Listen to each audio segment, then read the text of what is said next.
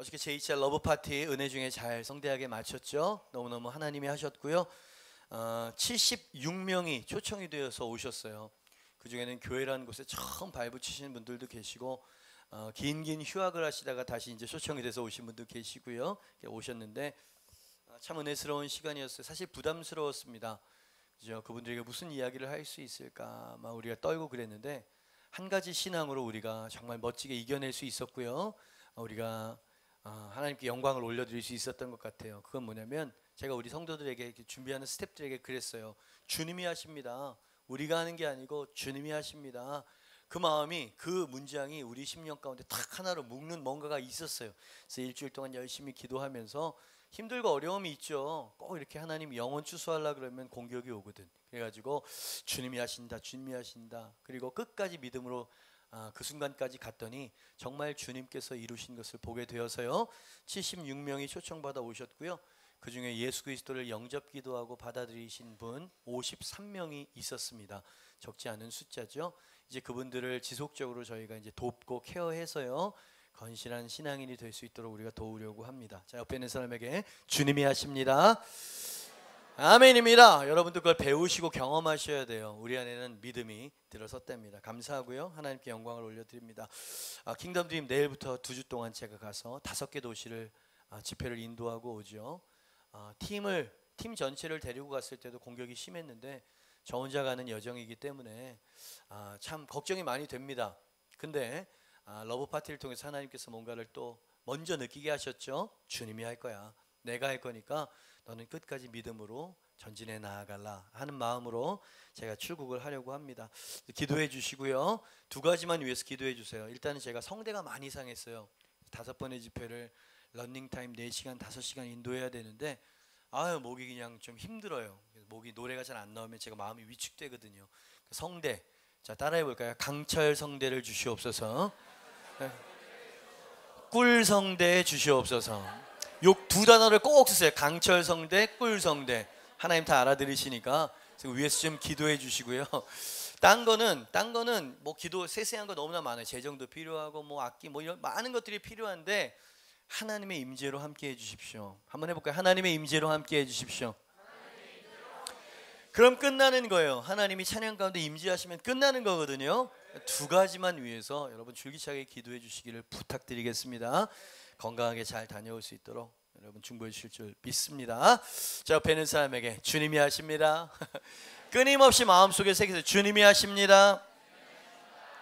요한복음 2장 1절로 5절. 요한복음 2장 1절로 5절입니다. 우리 신약 144페이지 우리 한 절 한 절 교독, 마지막 절 합독 아멘. 1절 제가 봅니다. 사흘째 되던 날 갈릴리 가나에 혼례가 있어 예수의 어머니도 거기 계시고 포도주가 떨어진지라 예수의 어머니가 예수에게 이르되 저들에게 포도주가 없다 하니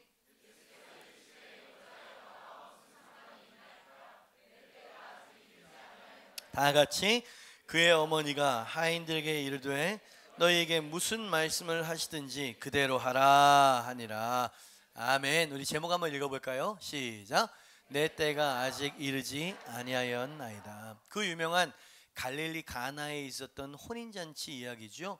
이곳에서 예수님께서 물로 포도주를 만드시는 첫 번째 기적이었습니다. 예수님 많은 기적을 이루셨는데 딱 첫 번째 기적을 물이 포도주가 되도록 만드는 그게 갈릴리 가나라고 하는 곳이었습니다. 그죠? 물이 포도주가 됐어요. 근데 이 포도주가 그냥 포도주가 아니라 극상품 포도주가 됐다는 거죠. 그죠? 맨 처음에 사람이 맨정신일 때는 딱 먹을 때 이 포도주가 좋은 포도주인지 아닌지 잘 알잖아요. 근데 취한 다음에 맛을 몰라. 그때부터는 계속 술이 사람을 마시는 거죠. 이런 잔치상에서는요 항상 좋은 술을 먼저 내미는 법입니다. 그래서 취하게 만든 다음에는 물을 타죠. 그래서 그냥 이게 물탄 포도주인지 어떤지 모르고 막 마시는 이게 그냥 관례였고 항상 그랬어요. 근데 이 물이 포도주가 된 포도주는 처음 먹었던 것보다 훨씬 더 신선하고 아주 고급스러운 거더라 이 말이에요. 그래서 연회장이 어떻게 된 건지도 모르고 아니 어떻게 이 좋은 것을 이렇게 나중에 내오십니까? 라고 할 정도로 주님께서 아주 기적적인 아주 큰 기적을 이루셨다 이 말이죠. 갈릴리 가나였고요. 요한복음 2장인 거예요. 뭔가 딱 좀 오지 않아요? 배경이 좀 느껴져야 되는데 아직 주님께서 12명의 제자를 선택하지 못하신 상황이세요. 그죠? 갈릴리 가나라고 하는 베드로와 안드레와 야고보와 요한, 내 고향이잖아요. 내 제자를 추리셨고요. 네가 무화과 나무 아래에 있을 때 내가 너를 보았다. 나다나엘 5명의 제자만 주님께서 선택한 상황. 아직까지 공적인 사역을 시작하시지 않은 예수님께서 가나라고 하는 어촌이죠. 아주 촌이었습니다. 거기에 초청을 받으셨어요. 그러니까 이 제자들도 예수님을 따라가야지 했지만 이분이 정말 메시아인지 어떤지 긴가민가 하다가 요한이 이야기를 하는 거예요. 그 큰 능력을 보고 이들이 비로소 예수님을 메시아로 믿었다라고 요한이 11절 말씀에 이렇게 이야기하고 있습니다. 같이 한번 읽어보죠. 시작.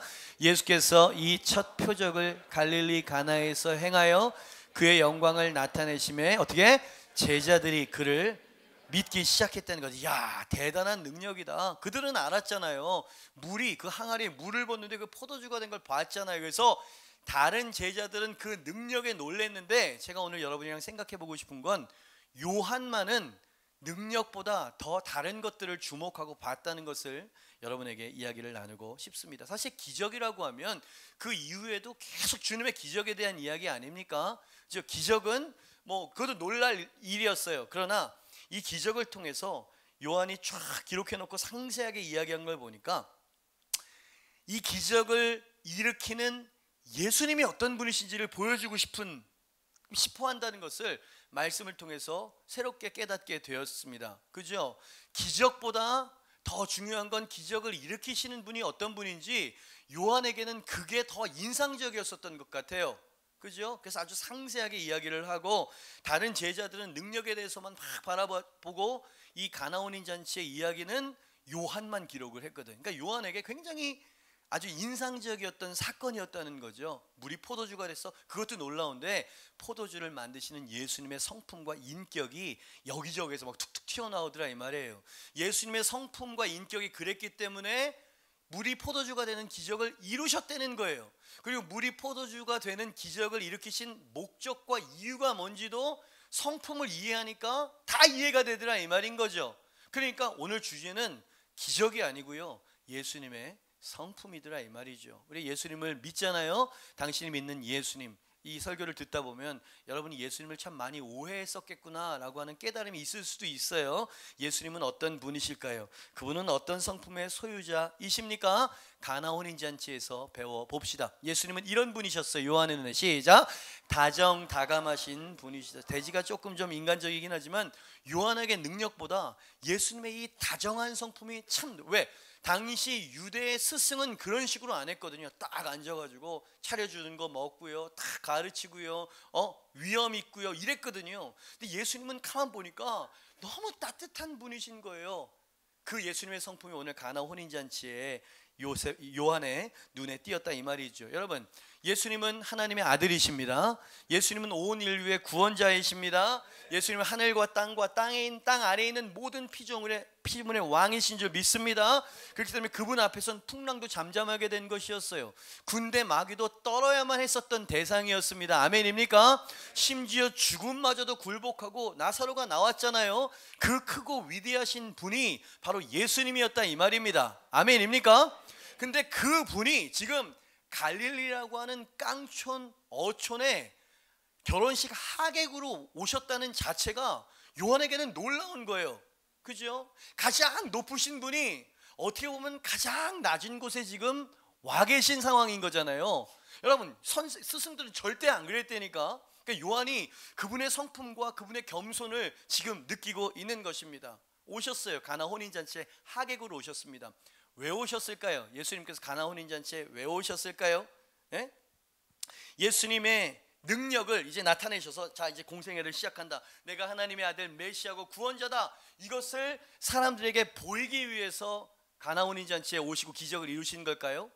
여러분, 말씀을 보니까 그게 아니셨어요. 왜냐하면 마리아와 5명의 제자와 물을 떠서 연회장에게 갖다 준 하인들만 물이 포도주가 된 것을 알았던 거 아닙니까?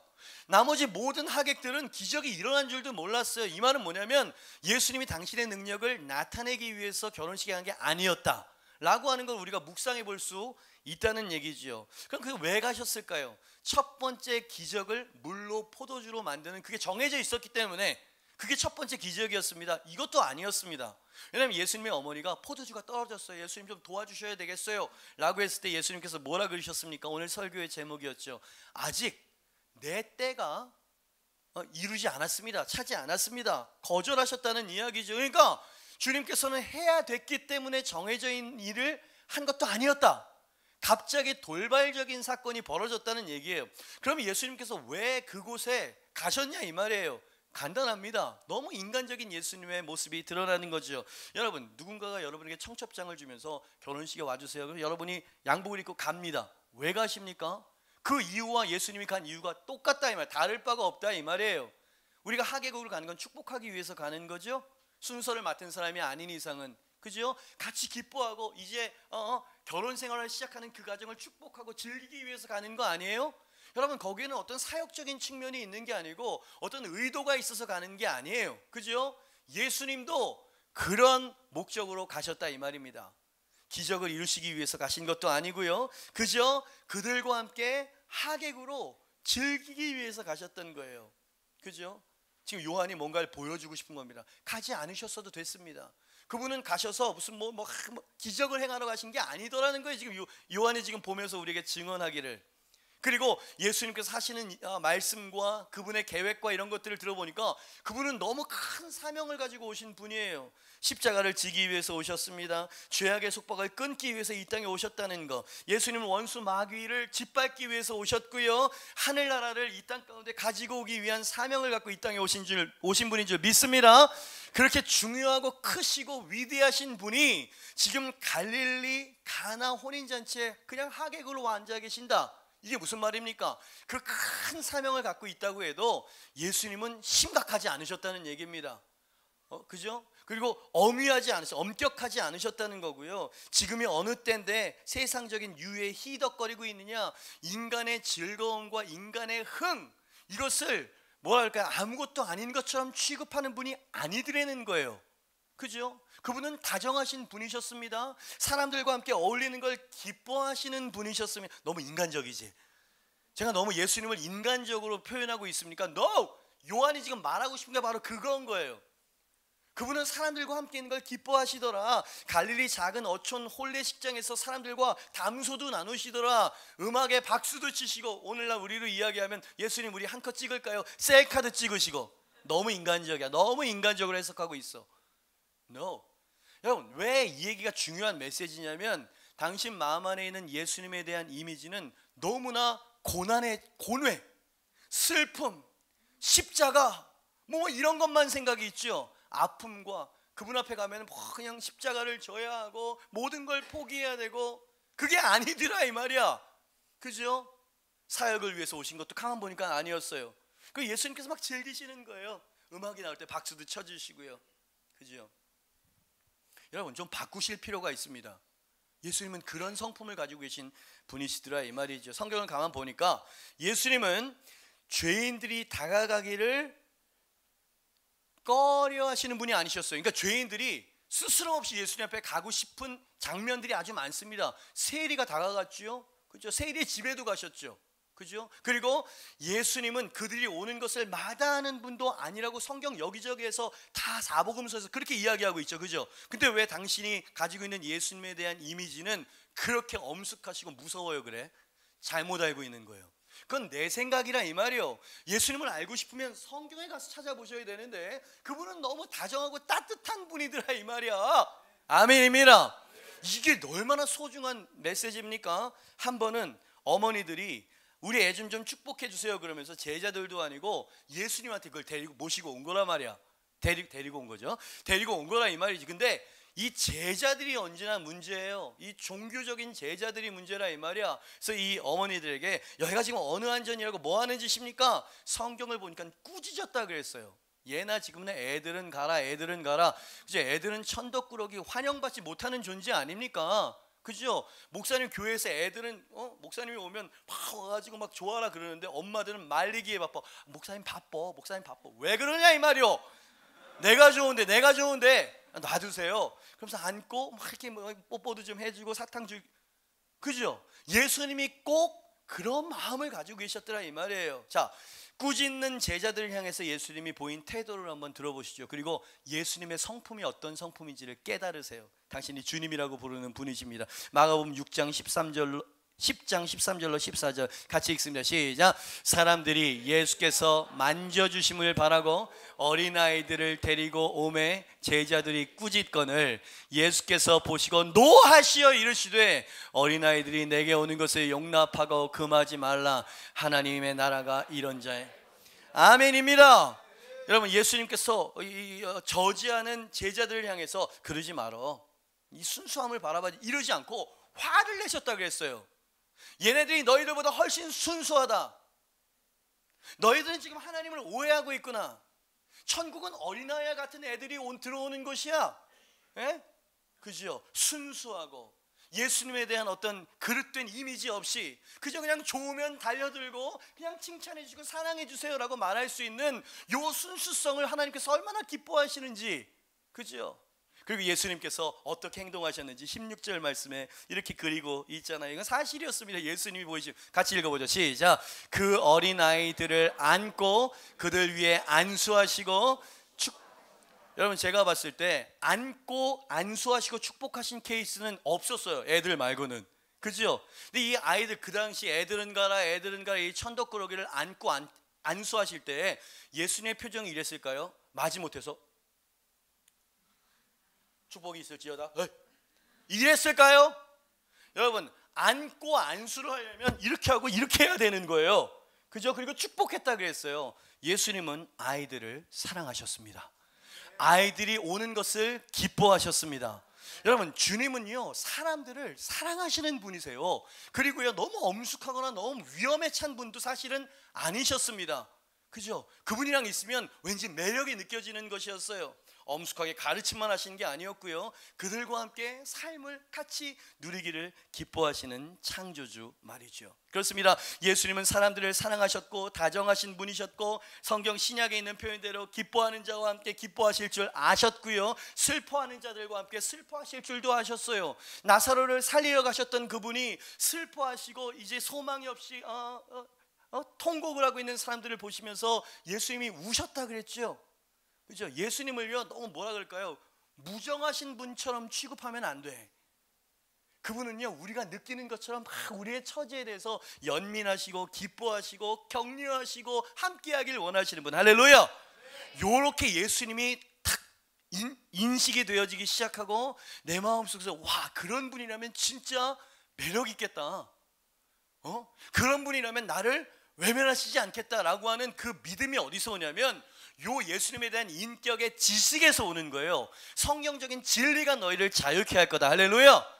그죠? 당신이 예수님을 너무 무섭고 나에 대해서 별로 호감을 갖고 계시지 않고 내가 기도하는 것 1000개 중에 하나를 들어주실까 말까?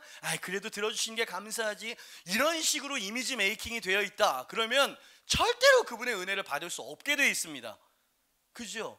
그러니까 예수님이 어떤 분이신지부터 보라는 거예요. 요한이 깜짝 놀라는 거. 어떻게 이럴 수가 있지? 죄송합니다. 제자들이 꾸짖었잖아요. 이게 정상이었다는 겁니다. 문화를 뒤집어 엎어버리셨어요. 죄인들의 친구. 그죠?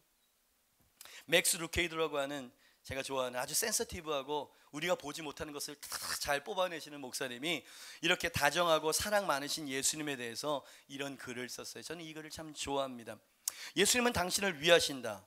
관람석으로 고개를 돌려보라. 예수님이 경주하는 당신을 응원하고 계신다.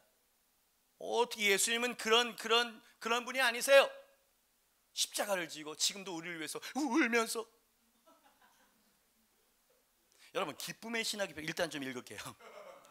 결승선 너머를 보라. 예수님이 당신의 발걸음 하나하나 박수를 보내고 계신다. 그분이 뭐라고 하시는지 들어보라. 당신의 이름을 외치고 계신다. 예수님은 당신을 위하신다. 그분에게 달력이 있다면 당신 생일에 동그라미가 쳐져 있을 것이다. 너무 인간적이야. 이건 너무 인간적이야. 여러분, 제가 사랑하기 때문에 제 다이어리에는 우리 가족들의 그 생일이 다 마킹이 되어져 있고요, 특별한 마킹이 되어져 있습니다. 그죠?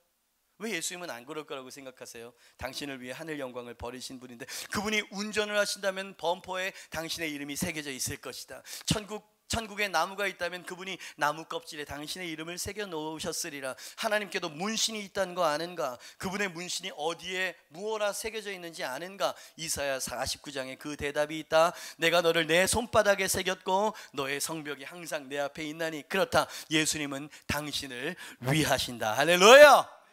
여러분 아멘이십니까? 아직까지 당신 안에 있는 뭔가 딱딱하고 뭔가 거북스러운 것이 이 예수님의 성품을 받아들이지 못하고 있나요?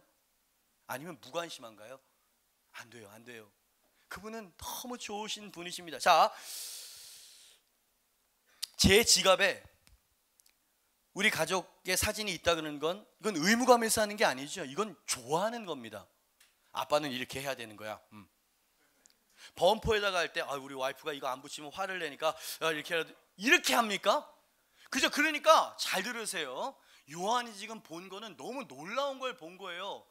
예수님은 사심없이 사람들을 좋아하시는 분이시구나. 이건 그냥 좋아하는 겁니다. 존재 자체로 그냥 기뻐하는 거예요, 이런 거는. 그래서 요한이 하나님이 세상을 이처럼 사랑하사 이런 표현을 쓴 거예요. 그죠? 그분은 당신을 좋아하십니다. 그죠? 사랑한다는 거는 그냥 뭔가 이렇게 뭐 큰 존재가 나를 거두는 느낌이 좀 들잖아요. 그게 아니라 그냥 나를 좋아하는 거예요. 어떻게 표현할 길이 없네. 이해가 되시면 아멘 한번 해주시겠습니까? 그죠? 그 영성이 필요해요. 그죠? 진실이 이러함에도 불구하고 사람들에게는 예수님에 대한 뿌리 깊은 오해가, 신앙생활을 오래 하면 오래 할수록 이상한 오해가 있다 이 말이죠. 그분은 일단 웃을 줄을 몰라. 예수님 늘 괴로워 늘 죄를 들춰내시는 분이고요, 큰 일에만 관심이 있는 분이라는 생각하는 오해에 빠지죠. 그분은 온 인류의 죄를 처리하기 위해서 오신 분이 맞습니다. 그러나 그렇게 크고 위대하신 분이, 여러분 요한이 말하는 거예요. 갈릴리 어촌 초라한 결혼식장에 기쁨으로 사역하기 위해서가 아니라 평범한 하객으로 와 앉아 계시기를, 여기서 중요한 단어, 좋아하셨더라 이 말이에요. 내가 어떻게 그런 결혼식장에 갈 수 있겠느냐? 너희들만 갔다 오거라. 이럴 수도 있잖아요. 에? 여러분 저랑 아주 가까이 아주 10년 이상을 지낸 누군 청년이 결혼을 한다 그러면 제가 주례를 혹여나 맞지 못해도 제가 온 마음을 다해서 가잖아요. 그죠? 그죠? 그래서 내가 갔는데 와 어떻게 여기 오셨어요? 천 목사님. 그런다는 게 아니라 그럴 때도 있을 수 있잖아요. 그럼 내가 하고 싶은 얘기가 뭐냐면, 내가 이 사람을 좋아해요. 나랑 친하거든요. 그래서 간 거 아니에요 제가. 그죠? 주님이 꼭 우리를 그렇게 생각하신다는 걸 정말 누리면서 사는 성도들이 몇 안 보인다 이 말이에요. 늘 십자가를 져야 되고 늘 나의 죄를, 정죄감과 싸워야 되고. 그죠? 그분은 당신을 좋아하십니다. 할렐루야. 당신과 함께 있기를 기뻐하십니다. 할렐루야. 그러니까 오해를 풀으십시오. 그분은 다정한 분이세요. 그분은 친절하시고 온유한 분이심을 믿습니다. 그분 스스로가 고아들의 아비라고 말씀하셨어요. 그리고 죄인들의 친구 되시기를 기뻐하시고 기뻐하시는 분. 할렐루야. 그렇습니다. 하나님은 공의로운 심판관의 이미지가 훨씬 더 강하신 분이세요. 그분은 판결하셔야 되는 왕의 왕이십니다. 그래서 그분은 우리를 사랑하시지만 공의도 저버릴 수가 없는 거예요. 그래서 성경에 보니까 이 나무가 지금 몇 년째 지금 우리가 정성을 들이는데 열매를 하나 맺지 못하냐? 당장 이 나무를 찢고 잘 열매 맺는 나무를, 이게 하나님의 공인 거예요. 그죠? 하나님은 그 뭐랄까요, 과수원의 주인. 근데 거기에 선한 농부 하나가 있대죠. 그래서 이 농부가 이 주인의 마음을 누그러뜨린다는 거예요. 주인님 1년만 참아주십시오. 내가 열심히 가꾸고 비료도 주고 열심히 정성을 2배로 더해가지고 내년에는 반드시 결실 맺을 수 있도록 제가 할 테니까 조금만 기다려 주십시오. 요것을 로마서 8장에서는 지금도 하나님 보좌 우편에서 우리를 위하여 중보하시느니라. 예수님은 그런 분이세요. 그러니까 우리가 하나님을 믿지만 우리가 궁극적으로 달려가가지고 피해야 될 분이 누구냐면 예수님인 거예요. 아멘. 하나님은 심판자, 공의자, 위대한 왕이시지만 예수님은 친구, 의사, 변호사, 중보자, 목자, 이렇게 기록이 되어 있죠.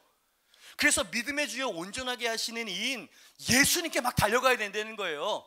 그죠? 내 죄가 있을 때 예수님 뒤에 숨어야 돼요. 내 허물이 있을 때 예수님 뒤에 숨어야 되는 거예요. 그래서 예수 그리스도의 그 사랑과 은혜가 우리를 씻어주시고 덮어주신다. 아멘입니까? 그래서 예수님을 믿으라는 겁니다. 그죠? 하나님 그거는 인정해 주신다는 거예요. 왜? 이 예수가 너의 모든 허물을 다 씻었기 때문에. 그죠? 그 예수님이 만약에 완고하신 분이었으면 어떻을까요? 자, 복채 갖고 와. 일로 와봐. 10억을 내야지 너는 구원을 받을 수 있다. 만약에 이런 식으로 점쟁이처럼 했으면 어떻게 하시려고? 우리가 헌금을 하는 거, 오늘 처음 나오신 분이 계시니 뭐 헌금을 하는 건 이 은혜가 너무 감사해서 받은 것의 일부를 드리는 것이에요. 기쁨으로. 그래야만 해요.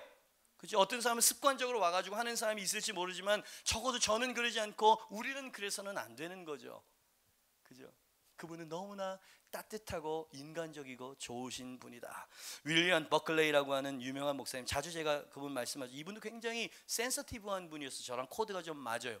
이분이 이 대목에서 뭐라고 썼냐면 따뜻하면서도 뜨끔한 말씀을 남기셨어요. 어쩌면 여러분 어느 쪽이십니까? 물어보고 싶네요. 예수님께서는 결코 즐거움을 주는 일을 죄로 단정하지 않으셨다. 그런데 그를 따르는 자들은 왜 그래야만 하는가? 그죠? 여러분이 전도를 하려고 해도 굉장히 부담스러운 그 사람들이 왜 교회 오기를 싫어한다고 생각하세요? 그죠? 와서 목사님한테 듣는 이야기를 들으면 너무 환영할 만하고 너무 받아들일 만하고 너무 소망이 되는데 사람들이 안 그래 보인다는 얘기 아닙니까? 그러니까 아주 영적인 사람은 상당히 인간적인 모습으로 살아가게 돼 있어요. 이해가 돼요? 가장 영적인 것은 예수님을 보세요. 가장 인간적인 모습으로 다가갔단 말이에요. 근데 우리는 영성 그러면은 일단 목소리가 달라야 돼. 할렐루야. 그 기도할 때는 이 쌍시옷이 많이 들어가는 거예요. 이거는 영성이 아닙니다, 여러분. 영성은 사람들을 사랑하는 긍휼의 마음이에요. 아멘입니까? 그죠? 그래서 우리가 N12 운동을 하면서 불신자들에게 다가가자. 그래서 어저께 러브 파티를 하는데 프로그램 이런 것들을 제가 이렇게 좀 뭐랄까요, 이렇게 좀 손을 본다든지 이렇게 좀 들여다보고 이러질 못했어요. 너무 바쁘기도 해가지고. 그래서 맡겨서 한번 해봐. 그런데 너무 막혔어. 내가 보니까 한두 곡은 그래도 크리스찬적인 냄새가 나는 곡이어야 하잖아. 전부 뭐 여행을 떠나요 뭐 이런 거 전부 가요인 거예요. 그래서 제가 눈높이를 맞추려고 하는 건 이해가 되는데 기도가 나오더라고요. 하나님, 가요 가운데도 은혜가 흘러가게 하옵소서. 오히려 걱정이 되는 거야. 뭐 이 교회가 왜 이 모양이야 이럴까 봐서. 그죠? 근데도 마음이 열립디다. 간증할 때 사람들이 영혼이 하나가 확 되는 거예요. 제가 그걸 요약해가지고 예수님이 어제도 이런 얘기 했었죠. 예수님이 우리의 깨진 삶을 변화시킬 수 있습니다. 보세요, 이 자매의 이 처참한 인생이 어떻게 변화됐는지. 그럴 수 있다고요, 여러분. 예? 그러면서 예수님을 전하고 영접 기도까지 시켰다는 거 아닙니까? 그죠? 씨앗이 심긴 줄 믿습니다. 여러분 좀 바뀌셔야 돼요. 여러분, 신앙이란 기쁘게 하는 겁니다. 할렐루야. 그죠? 예수님을 섬기는 건 즐겁게 기쁘게 섬기는 거죠. 믿습니다. 그죠? 찬양할 때 좀 기쁘게 하세요. 장례식장 온 것처럼 하지 마시고요. 예? 내가 보니까 찬양할 때는 너무 슬퍼 보이는데 어제 여행을 떠나야 하니까 너무 즐거워 보이던데. 보고 싶다, 김범수 보고 싶다 아세요? 그거를 밴드랑 색소폰 연주를 하는데 내가 보니까 은혜가 임했어요. 이렇게. 불신자들은 이해가 되는데 이게 뭐야, 크리스천들도 하나님 이거보다 더 은혜를 받아. 괜찮아요. 그들과 나누세요. 나도 좋아한다고 이야기하고요. 당신 안에 있는 즐거움의 이유를 이야기해줘요. 당신을 사랑하시고 당신을 즐거워하시는 그분에 대해서 그냥 보여주세요. 그죠? 그래가지고 사람들이 전도가 돼가지고 왔는데 보니까 사람들이 안 기뻐. 내가 막 이렇게 설교하고 여러분 예수님은 이런 분이에요 그랬는데 맨날 예수님께 헌신하는 건 막 일을 막 뻑뻑 갈면서 너무 힘이 들어서 막 이런 식의 모습이 보여진다 그러면, 그죠? 이런 문장을 한번 만들고 싶네요. 불신자가 당신의 얼굴과 표정을 보면 교회 오고 싶겠습니까? 안 오고 싶겠습니까? 이렇게 물어보고 싶어요. 이해가 안 됐어. 이게 무슨 말인지 이해가 안 됐어.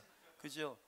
당신이 만약에 슬픈 표정으로 의무감에 주일날 와가지고 이렇게 섬기는 것처럼 보여진다면 그 사람이 오고 싶겠습니까? 우리라도 오고 싶지 않죠. 그죠? 그러니까 먼저 예수님의 은혜부터 깨달으시길 바랍니다. 그분은 당신을 그냥 좋아하시는 거예요. 같이 있고 싶은 거예요. 예? 함께 나누고 싶은 거죠. 그죠? 우리의 구원에만 관심이 있으신 분이 아닙니다. 그죠? 포도주는 너무 작은 거 아니에요? 이거 없다고 무슨 목숨을 잃습니까? 아니면 무슨 큰 변을 당합니까? 그죠? 작은 일임에도 불구하고 예수님은 함께하기를 원하신다. 다정하신 분. 두 번째, 오늘 가당 혼인잔치를 통해서 요한이 예수님이 이런 분이라고 우리에게 이제 가르쳐주고 있어요. 2번입니다. 같이 시작. 사람들의, 그죠? 우리에 대해 우리와 함께 따뜻한 성품의 소유자인 것이 끝난 게 아니고 예수님이 사람들의 공경을 보실 때 긍휼이 넘쳐나셔가지고 도와주시는 분이시더라. 그죠? 당연한 것 같지만 예수님은 그럴 필요가 없었어. 그죠? 사실은 맨 처음엔 거절했었잖아요. 예수님의 어머니가 와가지고 좀 도와주셔야 되겠어요 그랬더니 4절 말씀에 예수님이 이렇게 이야기하십니다. 예수께서 이르시되 여자여 나와 무슨 상관이 있나이까? 뭐라고요? 내 때가 아직 이르지 아니하였나이다. 여러분, 예수님께서는요 여러 번 내 때라고 하는 표현을 많이 쓰셨습니다. 그죠? 내 때가 아직 이르지 아니하였도다. 인자가 영광을 얻을 때가 왔도다. 십자가죠. 때가 왔도다. 인자가 죄인의 손에 팔리느니라. 여러분, 그래서 예수님께서 오늘 내 때가 아직 이르지 아니하셨나이다. 사역 초기에 지금 십자가의 사건을 지금 말하는 겁니까? 아니에요, 여러분. 그 사이에 예수님께서 정말 많은 이적을 행하시고 그랬었잖아요. 그러니까 이 말은 뭐냐면, 때라고 하는 단어는 뭐냐면 예수님의 삶과 사역에는 계획이 수립되어져 있다라고 하는 게 내포되어 있는 표현인 거예요. 그러니까 첫 번째 기적을 행하실 그 계획이 천국에는 있었다 이 말이야. 타임 테이블이. 그래서 어머니가 오셔가지고 좀 도와주셔야 되겠습니까? 어머니임에도 불구하고 내 때가 지금 타이밍이 아니에요 라고 거절하셨던 것이지요. 이게 공식입니다. 이게 지금 가야 되는 길이었다 이 말이야. 근데 이 긍휼에 넘치는 예수님의 눈에 예수님의 어머니 마리아의 강청하는 믿음이 보였고요, 곤경에 처한 결혼식 주책 측에 당황하는 표정이 보인 거야. 그죠? 그래서 예수님이 이거 정해진 계획을 선택해야 되냐, 사람들의 안타까움, 이 곤란한 상황을 도와줘야 되냐, 주님께서 막 연민의 마음이 막 일어나기 시작하시더라는 거예요. 요한이 보기에 안 해도 그만이었어. 그 짜여진 타임 테이블대로 가도 상관없는 일이었었어요. 그죠? 근데 결국 예수님께서 뭘 선택하셨어? 이 곤경에 처한 사람들을 돕는 것을 선택하셨다. 이 말이 무슨 말입니까? 하늘의 타이밍보다 사람들을 돕는 것을 더 중요시 여기셨다는 얘기죠. 이게 예수님이에요. 그죠? 여러분, 안식일에 어떤 일이나 노동을 하면 안 되는 그 정도 상식은 있으시죠? 안식일에 일을 하면 안 됐어요. 10계명 2계명의 안식일을 거룩하고 구별하게 지켜라. 이것이 아주 율법이 눈덩이처럼 커져가지고 몇 발자국 이상 가면 안식일을 어긴 거다. 물을 기르면 안식일을 어긴 거다. 이래가지고 수없는 율법을 다 갖다 놓은 거예요. 그래서 안식일은 아무것도 안 하는 거야. 근데 예수님이 안식일에 병자를 막 고치시네. 밀밭사에 막 식사도 막 드시고. 그러니까 유대인들이 하나님의 율법을 어겼다 그래가지고 막 비난하기 시작했습니다. 어떻게 안식일을 어겨가면서 병자를 고치는 게 온당한 일입니까? 그때 예수님이 뭐라고 말씀하셨는지 한번 들어보시길 바랍니다. 마태복음 12장 10절로 12절. 한쪽 손 마른 사람이 있는지라 사람들이 예수를 고발하려 하여 물어 이르되 안식일에 병 고치는 것이 옳으니까? 예수께서 이르시되 너희 중에 어떤 사람이 양 한 마리가 있어 안식일에 구덩이에 빠졌으면 끌어내지 않겠느냐? 사람이 양보다 얼마나 더 귀하냐? 그러므로 안식일에 선을 행하는 것이 옳으니라. 예수님의 마음을, 인격을 느끼실 수 있습니까? 하나님의 법이 존재하는 건 사람들과 영혼들을 위해서 있는 거다. 안식을 주신 목적도 영혼들을 위해서 주신 것이다. 그죠? 요 가치가 분명했었던 예수님의 마음을 우린 보게 되는 것이지요. 가나 혼인잔치에 기적을 이루지 않으셨어도 아무 무방했었던 예수님이 자신의 기적의 이 순서를 변경하신 이유가 뭘까요? 대답을 들으셨어요. 사람이 양보다 더 귀하지 아니하냐. 그게 사람들을 바라보시는 예수님의 마음이에요. 돕고 싶죠. 위험에 빠져 있을 때 주님은 긍휼히 막, 그죠? 성경에 보면 갑작스러운 상황이 막 벌어지는 상황이 있죠. 회당장 야이로의 딸을 고치러 가는데 혈루증 걸린 여인이 갑자기 쑥 들어옵니다. 그래가지고 예수님의 옷자락에 손을 딱 댔는데 이 위급한 촌각을 다투는 이 순간에 예수님이 멈추죠. 야이로는 지금 막 피가 마릅니다. 지금 1분 1초가 지금 시급한 상황에 예수님 왜 지체하세요? 네 딸은 내가 고칠 거야. 잠깐 있어봐라. 여기 믿음을 가지고 있는 내 딸을 좀 봐. 누군가를 봐야 되겠다. 멈추셨다 그랬죠. 갑자기 일어난 일입니다. 그죠? 그래서 주님께서 어디 부정한 손을 내게 댔느냐 이렇게 하셨죠. 그죠? 딸아, 네 믿음이 너를 구원하였다. 평안히 가라. 칭찬하시고 가셔야만 했었던 그 제가 말하고 싶은 건 뭐냐면 인격, 그 성품 그잖아요. 배신자에게까지 저들을 용서하옵소서라고 말하고요. 이게 사람을 바라보시는 예수님의 마음이라면 우리가 예수님께 이 나아가는 스피드가 1단이어야 되겠습니까? 5단이 자동이구나. 요즘에는 바로 5단을 밟아야 되는 거예요. 성경에서는 그 얘기를 하는 거예요. 예수님이 그냥 달려나가라는 거예요. 죄 자격 운운하지 말고 그냥 그 선하신 분 앞에 달려나가라는 거예요. 할렐루야. 그죠? 여러분, 제가 말씀을 보는 11절 말씀에 보니까 예수께서 이 첫 표적을 갈릴리 가나에서 행하여 그의 영광을 나타내심에 제자들이 그를 믿으니라. 그의 영광을 그렇죠. 예수님의 신성이 드러났어요. 그분이 하나님이라는 그 영광이 드러난 큰 사건이었다 이 말이죠. 근데 이 큰 사건이 일어난 동기와 이유를 보니까 너무나 하찮은 거예요. 포도주가 없어서 하객들에게 좀 뭐라 그럴까요? 좀 서운함을 줄 수 있는 그 곤경, 그 공경에 대한 연민, 거기에서 하나님의 영광이 그 자리에 드러나게 됐다. 제가 표현이 좀 잘 안 되는데 이해가 되시면 아멘 한번 해주실랍니까? 여러분, 그분은요 큰 것에만 관심이 있는 분이 아니세요. 그분 당신의 자잘한 크고 작은 삶의 현장 속에 함께 하시기를 원하시는 분이라는 거죠. 그죠? 그래서 예수님께서 너희 머리카락 숫자까지도 주님께서는 세실 수 있다. 그리고 너희를 돕기를 원하시는 분이시다 라고 이야기를 하시는 거예요. 만약에 그게 사실이라면 우리가 어떤 결론에 도달하게 되는 것입니다. 우리의 가정 문제, 우리의 재정 문제, 우리의 관계 문제, 우리의 자녀 문제, 우리의 질병 문제, 우리의 외로움과 고독에 대한 문제에서도 세심한 관심을 가지고 계신다고 믿어도 좋지 않겠느냐는 거예요. 그죠? 물로 포도주를 만드는 사건은 그 센서티브한 주님의 마음과 우리를 향한 사랑, 그것을 엿보이는 기적이었다고 요한이 지금 우리에게 이야기하고 있는 것이죠. 예수님의 식구 때문에 이루신 기적이었습니까? 아니죠. 어머니의 청 때문, 물론 그 순종하고 강권하는 믿음에 대해서 예수님께서 어느 정도 반응하신 건 맞습니다. 그러나 식구들을 위한 기적도 아니었고 제자들이나 제자들 식구들을 위한, 그러니까 측근을 위한 뭔가였다면 이해가 돼. 팔이 안쪽으로 굽으니까. 근데 내가 보니까 혼주들이 예수님이 오실 때 상석을 주지 않은 것을 봤을 때 예수님은 평범한 하객이었어요. 그죠?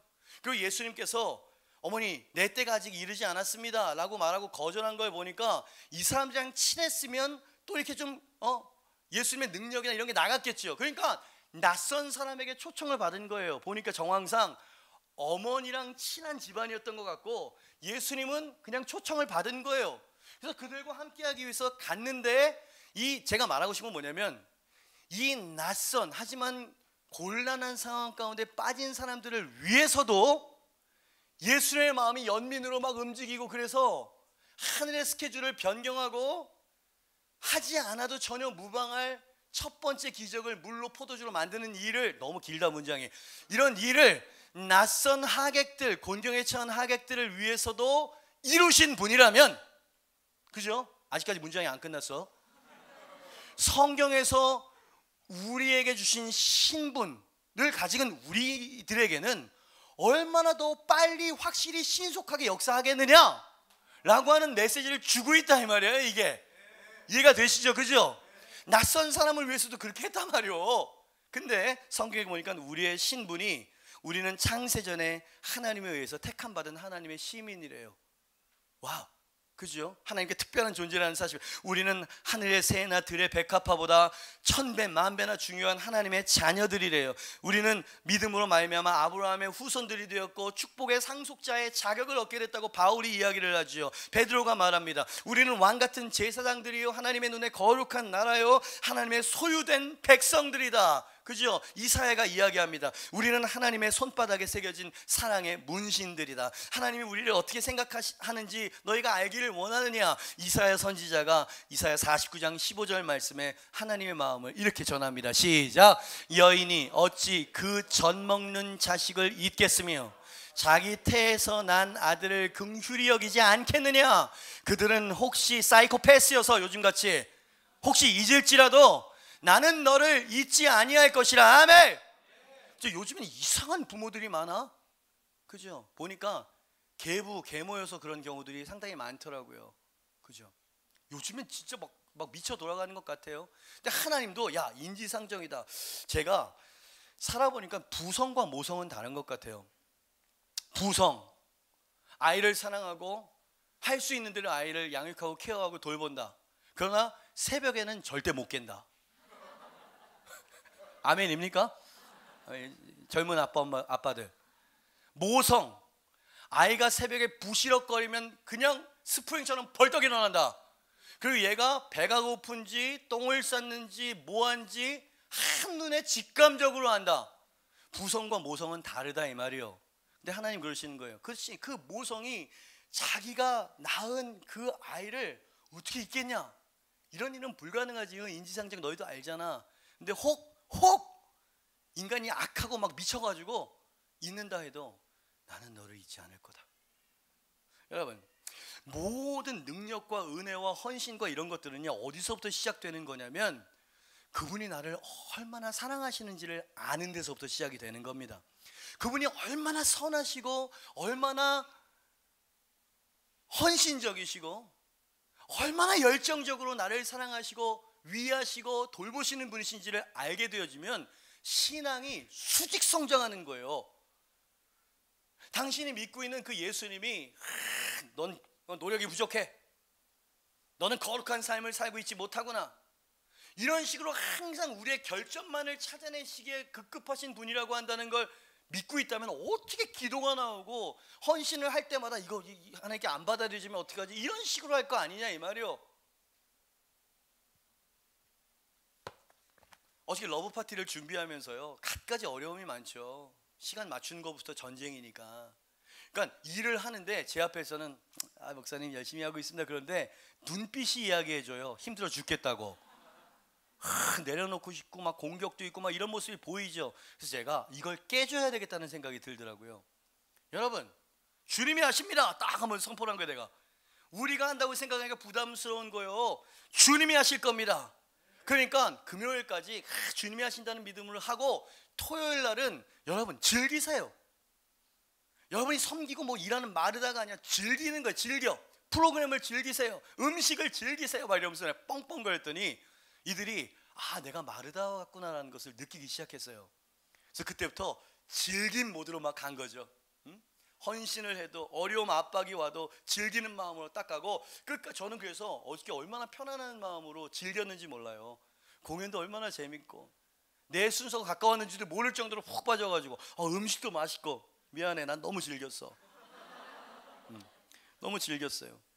그리고 딱 올라갔는데 그냥 주님께서 내 안에 자연스럽게 그냥 멘트와 감성이 막 흘러가게 하시더라고요.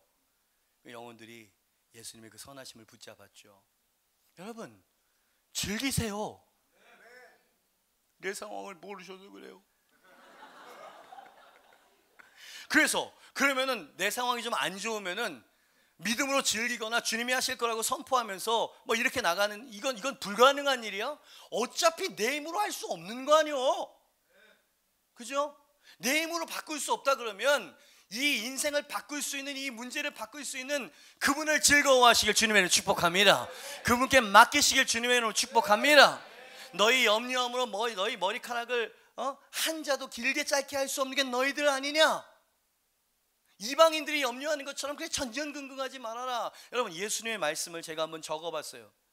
예수님께서 우리를 이렇게 돕고 싶어하는 마음으로, 안타까운 마음으로 주님의 마음이 이제 느껴지실 겁니다. 마태복음 6장 26절 같이 한번 읽어봐요. 시작. 공중의 새를 보라. 심지도 않고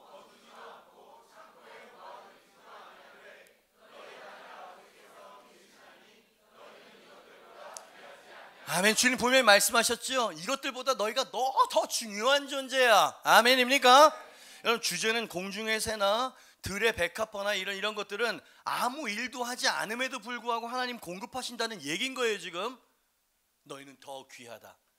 그죠? 지금 가나오니 잔치에 그 얘기랑 똑같은, 낯선 사람을 위해서도 그 곤경을 도와주셨다면 더 귀한 자녀인 너희들, 생명을 버린 너희들을 위해서는 어느 정도까지 도와주겠니? 이 얘기인 거예요. 그죠? 더 노골적으로 주님께 약간 나무라는 톤도 있었어요. 마태복음 6장 30절입니다. 시작. 오늘 있다가 내일 아궁이에 던져지는 들풀도 하나님이 이렇게 입히시거든 어떻게? 하물며 너희일까 보냐 믿음이 적은 자들아. 아멘. 하물며라고 하는 단어의 뜻 아시죠? 그죠? 하물며 너희일까 보냐 믿음을 크게 가져라. 마태복음 6장 7절 8절 또 기도할 때에 이방인과 같이 중언부언하지 말라. 그들은 말을 많이 하여야 들으실 줄 생각하느니라. 그러므로 그들을 본받지 말라. 시작. 구하기 전에 너희에게 있어야 할 것을 하나님 너희 아버지께서 아시느니라. 아멘입니다. 하나님 먼저 아신다는 거예요. 염려하지 말아라. 내가 지킬 것이다. 마태복음 7장 9절 11절 시작. 너희 중에 누가 아들이 떡을 달라 하는데 돌을 주며 생선을 달라 하는데 뱀을 줄 사람이 있겠느냐. 너희가 악할지라도 좋은 것을 자식에게 줄 알거든 하물며 하늘에 계신 너희 아버지께서 구하는 자에게 좋은 것으로 주시지. 아멘. 여러분, 이 말씀들은 저를 보세요. 영생과 구원에 대한 큰 문제에 대해서 주님 말씀하시는 게 아닙니다. 생선과 떡, 이것은 우리의 현실적인 필요에 대해서 이야기를 하고 있는 거예요. 지금 주님께서 거기에 관심이 있다는 얘기죠. 예? 이런 것들을 구하지 말아라. 아멘. 십자가의 무거운 짐만을 주시옵소서. 이 얘기가 아닌 거예요. 그죠? 주님께서 이런 것을 염려하지 말아라 라고 하는 건 믿음으로 맡기고 확신 가운데 살아가라는 얘기인 거예요. 할렐루야. 그죠? 주님께서 우리의 작은 일에도 관심이 있으신 분이시다. 아멘입니다. 아멘입니다. 그죠? 누군가 쓴 글인지 모르는데 지워지지 않는 제 마음속에 문장이 하나가 있어요. 우리를 놀라게 하는 성경의 진리 하나가 있는데 그것은 1. 우리는 우리가 생각하는 것보다 훨씬 더 죄인이라는 사실을 성경에서 발견하게 된다는 거고요. 2. 우리는 우리가 생각하는 것보다 훨씬 더 사랑을 받고 있는 존재다 라고 성경에서 이야기한다는 거예요. 우리는 두 가지 면에 있어서 착각을 하고 있어요. 우리가 의롭다고 생각하죠. 근데 우리의 본 모습은 우리가 상상 초월 악하고 하나님과 원수래. 우리가 생각하는 것보다 훨씬 죄인이라고 성경에서는 이야기하는데 어떻게 된 일인지 그 죄인을 우리가 생각하는 것보다 훨씬 더 사랑하신다는 거예요. 그죠? 어떤 것을 앞에 두시겠습니까? 내가 생각하는 것보다 훨씬 죄인이라는 것을 앞에다 두시겠어요? 아니면 우리가 죄인임에도 불구하고 그 이상으로 우리를 사랑하시는 분이라는 것을 앞에 두시겠어요? 성경은 그것을 앞에 두라는 거예요.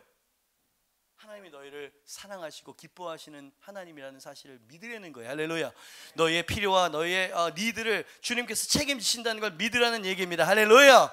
여러분, 이 하나님의 사랑을 깨달은 사도 요한이 요한복음을 썼잖아요. 요한 1서에 가서 보니까 또 이렇게 표현하고 있어요. 3장 1절 시작. 보라, 아버지께서 어떤 사랑을 우리에게 베푸사 하나님의 자녀라 일컬음을 받게 하셨는가. 우리가 됐습니다. 거기까지 읽으면 돼요. 보라, 아버지께서 어떠한 사랑을 우리에게 베푸사 하나님의 이 영광스러운 자녀라고 일컬음을 받게 하셨는가. 근데 믿겨지지 않고 받아들일 수 없지만 우리가 그러하도다. 우리가 바로 그 사람들이다 말이지. 예? 우리가 그토록 존귀한 사람들이다. 우리가 그토록 사랑과 보호를 받는 사람이다. 첫 기적을 바꾸실 만큼 소중한 자녀들이다. 우리가 그러하다. 하늘의 스케줄보다 더 소중한 자녀들이다. 우리가 그러하다. 할렐루야. 제 옆에 있는 사람이 이야기해서 당신이 바로 그런 사람입니다. 딱 보면은요 반 정도 들어갔어. 근데 반은요 내 상황을 모르셔서 하는 얘기인데요. 여러분 그거는요 겸손한 게 아니고 여러분이 믿음이 없는 겁니다. 하나님의 견해에 동일하지 않는 거예요. 여러분 저는 주저없이 달려가겠어요. 할렐루야.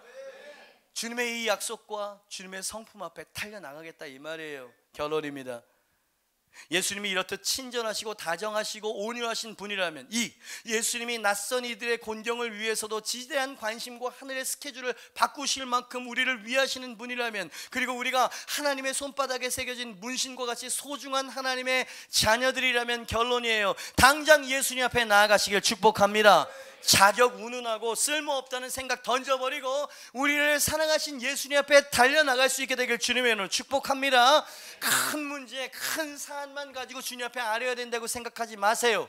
작은 일에도 관심이 있으신 분이십니다. 그러니까 매사에 주님께서 역사하실 수 있도록 그분께 달려나갈 수 있게 되길 주님의 이름으로 축복합니다. 그리고 마리아에 대한 이야기가 나오죠. 마리아처럼 행하세요. 마리아가 어떤 일을 행했는데요? 5절 말씀입니다. 그의 어머니가 하인들에게 이르되 너희에게 무슨 말씀을 하시든지 그대로 하라 하니라. 아멘. 간구를 포기하지 말고 무슨 말씀을 하시든지 간에 내가 이 상황이 하나님이 침묵하신 것처럼 여겨지고 내 원하는 대로 돌아가지 않는 것 같아도 뭐라 말씀하시든지 그대로 할지어다. 아멘. 여러분 그렇게 하라는 거예요. 그리고 하인처럼 하라는 겁니다. 그죠? 그 얘기를 쓴 건 요한에게도 이게 메시지였기 때문인 거예요. 하인들의 순종이 없었다면 아무 일도 일어나지 않았겠느냐. 7절 8절입니다. 예수께서 그들에게 이르시되 항아리에 물을 채우라 하신즉 아기까지 그냥 가서 순진하게 채워요. 이제는 떠서 연회장에 갖다 주라 하심에 또 그냥 그 명령에 따라서 갖다 드리니 어떤 일이 벌어졌느냐 이 말이에요. 그 일이 너무나 영광스럽고 멋져요. 9절 10절은 같이 읽습니다. 시작. 연회장은 물로 된 포도주를 맛보고도 어디서 났는지 알지 못하되 물떠온 하인들은 알더라. 연회장이 신랑을 불러 말하되 사람마다 먼저 좋은 포도주를 내고 취한 후에 낮은 것을 내거늘 그대는 지금까지 좋은, 그죠? 연회장이 신랑을 불렀어요. 아니 이거 거꾸로 일어나는 법이 어디 있습니까? 왜 신랑을 불러요? 예수님을 불러야지. 할렐루야. 그러니까 모르니까 예수님께서 그 곤경을 기쁨으로 바꾸실 수 있는 분인 걸 모르니까, 아직 경험하지 못했으니까, 그죠? 그러려면 이제야 믿음과 순종이라고 하는 액션이 따라와야 된다고 이야기를 하죠. 만약에 예수님의 성품, 우리를 있는 모습 그대로 따뜻하게 사랑하시는 분, 우리를 돕기를 원하시는 분이라는 것을 설교를 듣지 않고 마리아에 대한 이야기만 들었다고 쳐보세요. 믿음을 가지면 내가 물이 포도주가 안 되는 이유는 내가 믿음이 없어서 그렇구나, 이쪽으로 가게 되겠죠. 순종에 대해서 이야기를 하면 내가 순종을 못해가지고 내 상황이 이 모양이구나 이렇게 되겠죠. 근데 그 전에 요한이 지금 말하는 거예요. 그분은 너의 어떠함과 상관없이 너를 기뻐하시고 너를 돕기를 원하셔. 내가 그거를 가나온인 잔치에서 본 거란 말이야. 그러니까 주저하지 말고 조건 달지 말고 무조건 달려가서 그분께 도움을 요청해. 할렐루야. 구하라 그리하면 얻을 것이요, 찾으라 그러면 찾을 것이요, 문을 두드리라 그리하면 너희에게 열릴 것이니라. 아멘. 그래서 저는 예수 그리스도를 믿을 뿐만 아니라 예수 그리스도를 사랑한다 이 말이요. 어찌 그분께 감사하고 사랑하지 않을 수가 있어요. 여러분의 부모님이 여러분을 그렇게 사랑해 주시고 보호해 주셨던가요? 그래서 우리는 예수님의 사랑을 이해하지를 못하는 거예요. 빨리 그분을 만나십시오. 할렐루야. 만날 수 있는 방법, 그분을 그냥 들으세요. 자꾸만. 그럼 믿음이 자라게 될 것입니다. 예수님의 본 모습에 대해서 자꾸 들으세요. 그러면 예수님에 대해서 갈망하는 마음이 생길 것입니다. 그리고 당신이 진지하게 주님 앞에 1대1로 가서 당신 마음을 쏟아낼 때 그 자리에 주님이 오실 거예요. 할렐루야. 그지요? 그렇게 만나는 겁니다. 그 주님을 점점 교제가 깊어져 가는 것이지요. 그죠? 자, 옆에 있는 사람이 이야기했어요. 하나님은 당신을 사랑하십니다. 하나님 당신을 돕기를 원하십니다. 그죠? 이걸 믿으시길 바랍니다.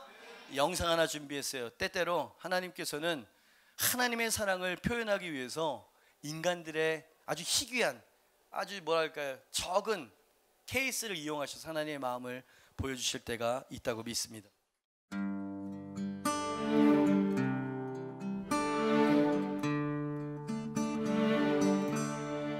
Who taught the sun where to stand in the morning?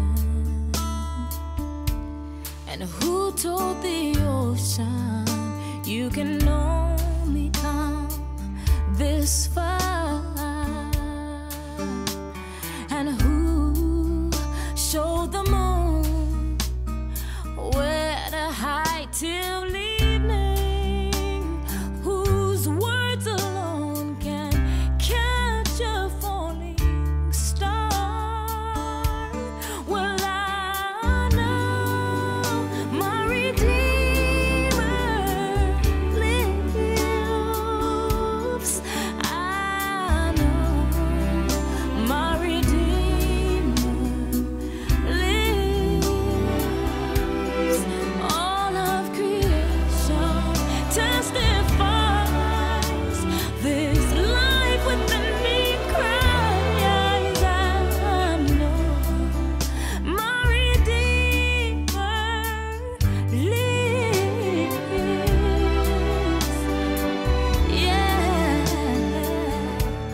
the very same God that spins things in orbit runs to the weary, the worn, and the weak, and the same gentle hands that hold me when I'm broken. They conquer death to bring me victory. Now I know my Redeemer lives. I know my Redeemer lives. Let all creation testify. Let this life within me cry. I know my Redeemer. He lives to take away my shame, and He lives forever. I'll proclaim that the payment for my sin was the precious life He gave. But now He is alive, and there's an empty grave.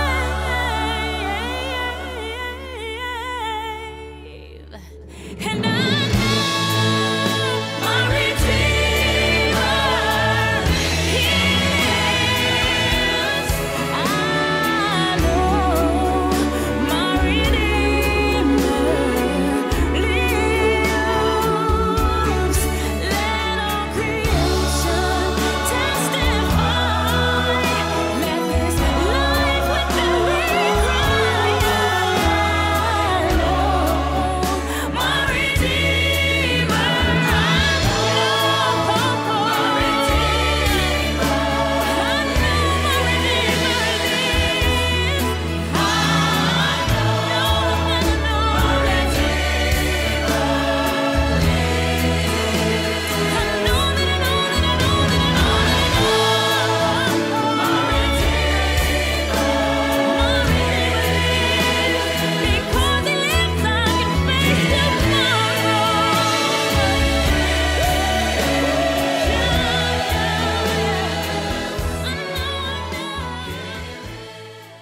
너무 감동적인 부자 이야기지만 하나님과 당신의 동행이라고 한번 생각해 보세요. 우리에게는 하나님에 대한 사실 보이지 않는 투명한 불신들이 굉장히 많아요. 믿기는 믿는데 그분을 정말 의지하려고 들지는 않죠. 그죠?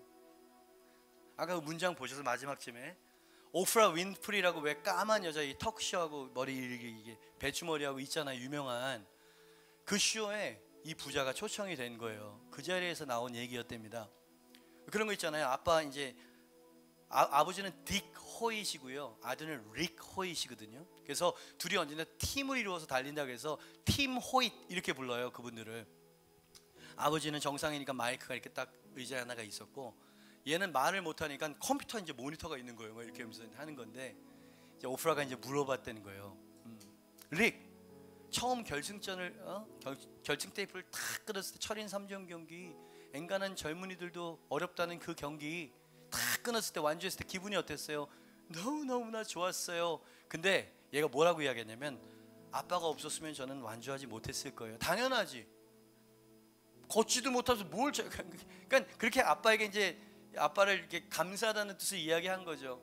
아빠가 아니었으면 저는 완주하지 못했을 거예요. 근데 요때 이 아빠가 그 얘기를 딱 듣고, 왜 그런 거 있잖아요. 마이크를 딱 대고 생각하고 하는 말이 아니라 부주중에 어떤 이야기를 딱 들으면 툭 튀어나오는 말이 있잖아요. 그런 말이었어요. 아버지가 아니었으면 저는 완주하지 못했을 거예요 했더니 아버지가 그냥 마이크에 대지도 않고 네가 아니었으면 난 하지도 않았어. 이 얘기가 마이크를 타고 나가버리는 거야. 그러니까 왜 미국 사람들 감동받으면 막 기립박수 치고 그러잖아요. 방청객들이 다 일어나가지고 눈물을 흘리면서 앉아가지고 이야기하는 거예요. 릭, 당신에게 당신의 아빠는 한마디로 어떤 분이세요? 우리 아버지요? 우리 아버지는 내 날개 아래를 받쳐주는 바람 같은 분이세요. 이게 무슨 말인지 이해하시죠? 새는 팍 한번 친 다음에 날개를 펴면 바람이 날개하는 거예요. 그죠? 자기가 할 수 있는 건 보트에 누워있고 특별히 고안된 사이클 앞에 그냥 무기력하게 있는 것 뿐인데 열심히 분주하게 아버지의 두 팔과 두 다리가 헤엄을 하고, 그죠? 페달을 돌리네요. 그죠? 꼭 하나님 보는 것 같지 않아요? 내가 너를 사랑한다. 내가 너를 사랑하지 않으면 내가 왜 수영을 배우고 철인 3종 경기를 200번 이상을 완주했겠니? 너 때문에 뛴 거야. 너 때문에 하늘 영광을 버린 거고, 너 때문에 물이 포도주가 되게 만든 거거든. 이 얘기예요. 성경에서 지금 그 얘기예요. 그죠? 그러니 당신이 오늘 선택하세요. 주님의 마음을 이렇게 보여주셨어요. 당신은 이 문제를 가지고 그분과 함께 달리시겠습니까? 그 항아리에 물을, 바보 같은 일이지만 다시 한번 기도하기를 시작하시겠어요? 다시 한번 신앙과 믿음으로 그분 앞에 겸손히 엎드리시겠습니까? 그래서 당신은 포도주가 되는 걸 보게 될 것이에요. 할렐루야. 절망하기엔 아직 일러, 불가능하다고 말하기에는 너무 일러요. 시간이 갔지만 우리 자리에서 일어나서 한번 그 결단 주님 앞에 확 올려드리고 우리가 마무리했으면 좋겠습니다. 하나님, 내가 다시 주님 앞에 믿음으로 순종하기를 결단합니다. 예, 주님의 그 사랑과 그 마음과 인격 성품, 하나님, 주님은 저를 돕길 원하시는 분임을 믿습니다. 주님이 나를 사랑하시는 분이라는 것을 오해해 왔습니다. 지금도 믿어지지 않습니다. 주님의 내 마음속에 이 주님을 믿게 하여 주시옵소서. 이 믿음으로 말미암아 이 색깔도 없고 맛도 없는 맹물 같은 내 인생이 포도주와 같은 인생으로 변화되게 하여 주시옵소서. 변화되게 하여 주시옵소서. 여러분 기억하세요. 예수님께서 이제 실제적으로 당신 삶 가운데 역사하실 것입니다. 그분을 받아들이세요. 그분을 모시세요. 할렐루야. 두 손을 높이 들고 우리 주여 한번 외치고 기도합니다. 주여! 하나님 감사합니다. 하나님, 여기 하나님 우리 당신의 백성들이, 존귀한 백성들이 있습니다. 주님은 사역하기 위해서 가신 여정도 아니셨습니다. 기적을 보이기 위해서 가신 여정도 아니셨습니다. 왜 가셨습니까? 그들이 좋아서 갔나? 그들을 축복해주고 싶어서 갔나?